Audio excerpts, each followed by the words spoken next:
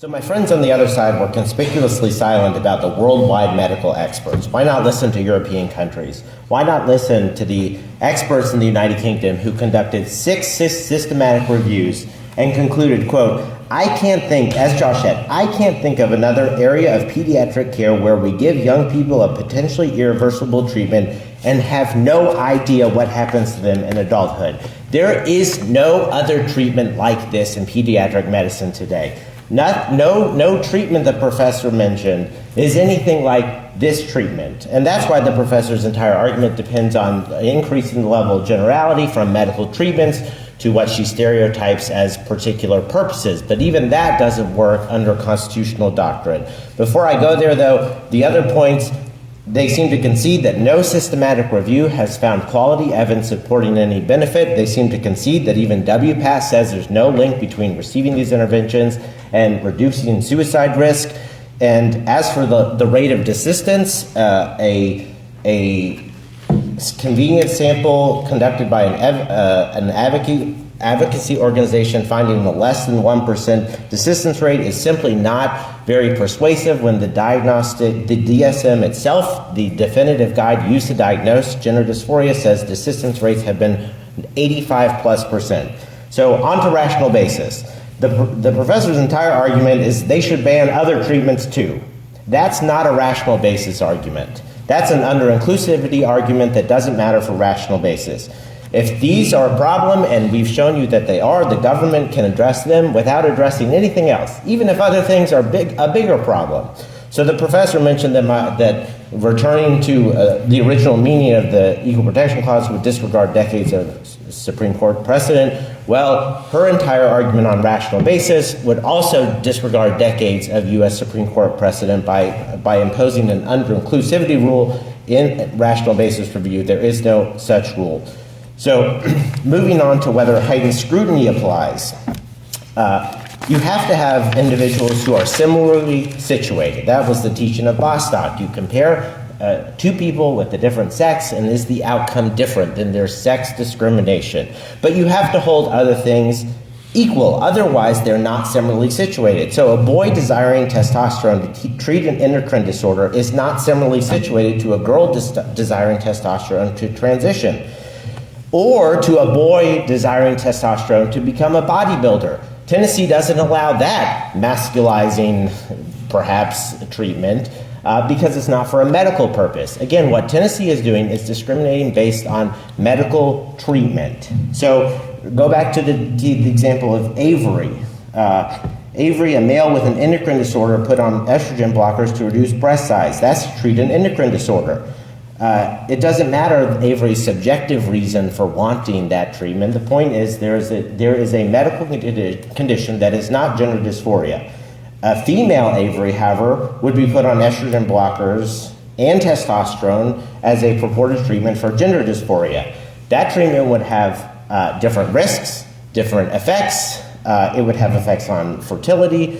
It's not the same purpose. So those two individuals are not similarly situated. For instance, an Avery male who wanted their penis sliced in half to make a neovagina is not the same thing as an Avery female who wants the same thing. That's not even possible. So the point is the law discriminates based on purpose. It does not discriminate based on sex. And you can't change the law's purpose-based discrimination to come up with a sex-based discrimination so that you can get into intermediate scrutiny land. But even if we were in intermediate scrutiny land, we would prevail because of the government's substantial interest in protecting children and because there is no evidence supporting these interventions. I urge you to vote yes.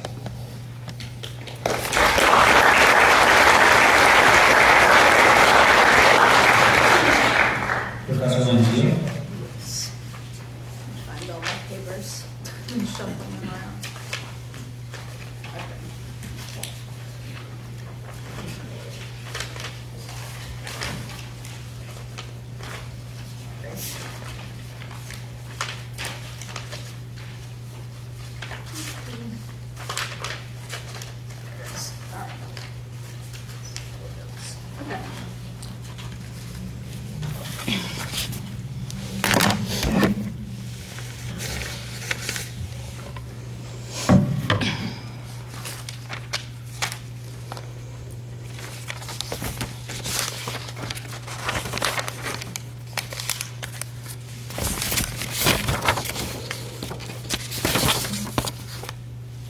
Okay, get my mic on.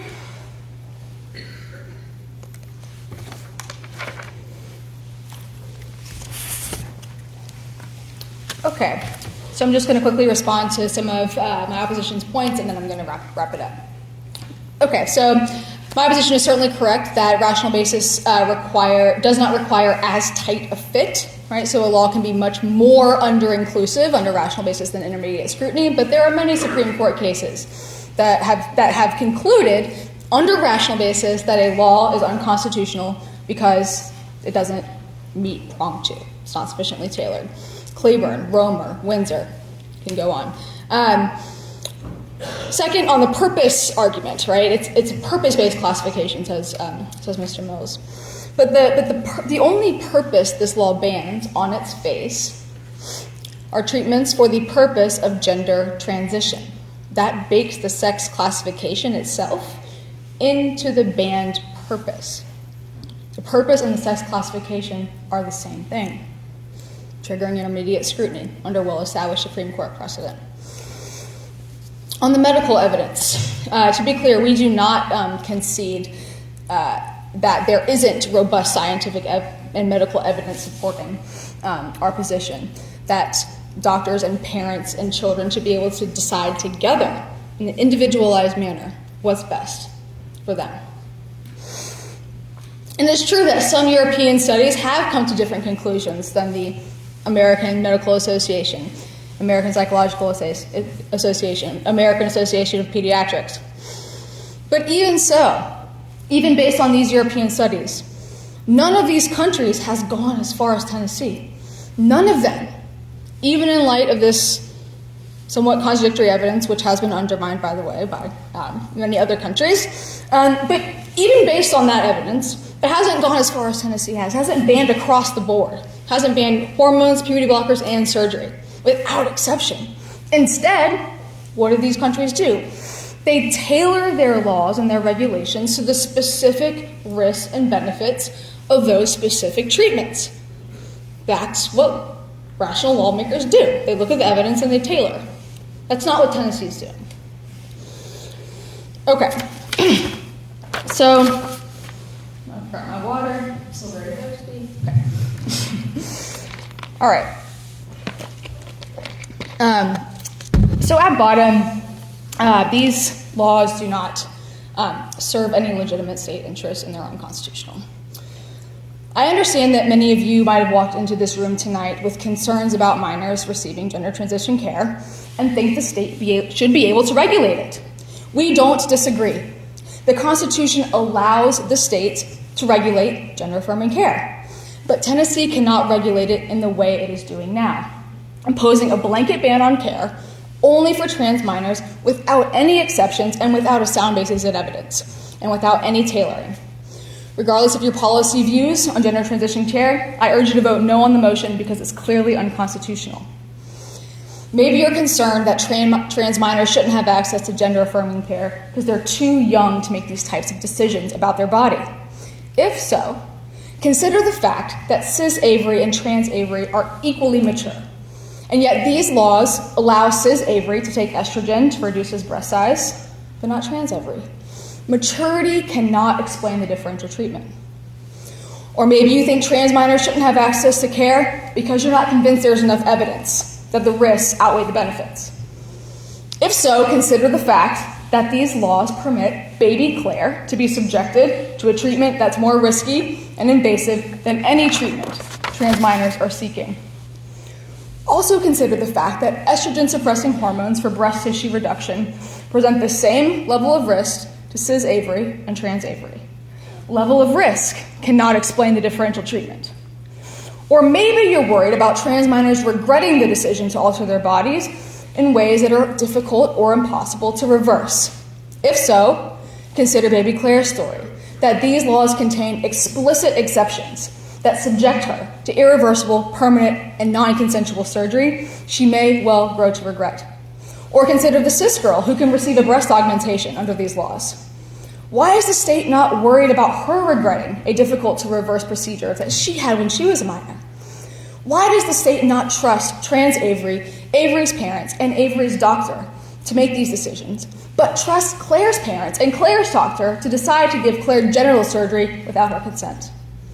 Concerns about regret or irreversibility cannot explain the law's differential treatment.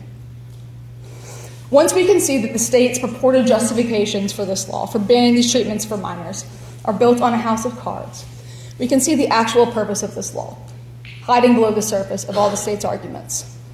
At bottom, these laws reflect the state's belief that trans identity is not legitimate, as well as its preference that minors be cisgender and not transgender. And while the Constitution certainly allows states to regulate the medical field to protect children, it does not permit the state to impose its ideological beliefs on everyone, hiding behind a facade of protecting children. Thank you very much. Please vote no on the motion.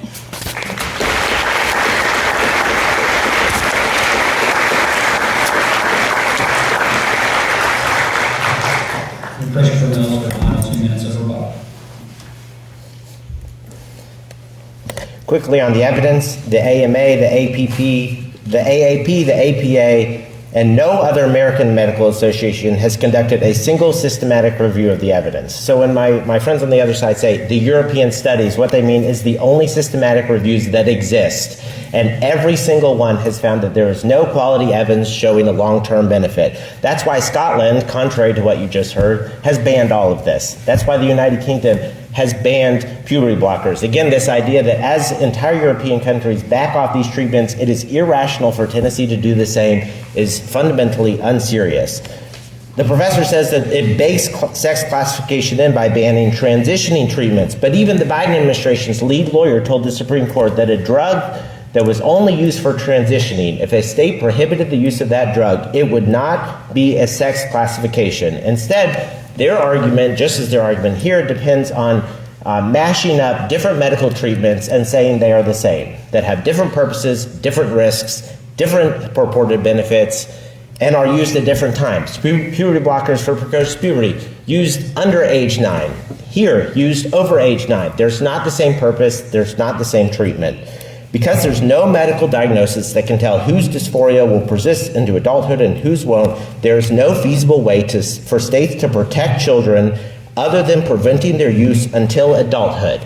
Again, that is all Tennessee asks to do, to recognize that the medical evidence about these interventions is so weak and so new, unlike all the other treatments that the professor mentions, that we should wait until a child reaches 18 and can meaningfully say, do I want to compromise my long-term fertility? Do I want to compromise my long-term sexual function? Do I actually have an identity that differs from my sex? Or was that simply a psychological phase that I've now grown out of? With treatment and counseling and support, those minors can be helped to reach adulthood and then make an informed decision. I urge you to vote yes.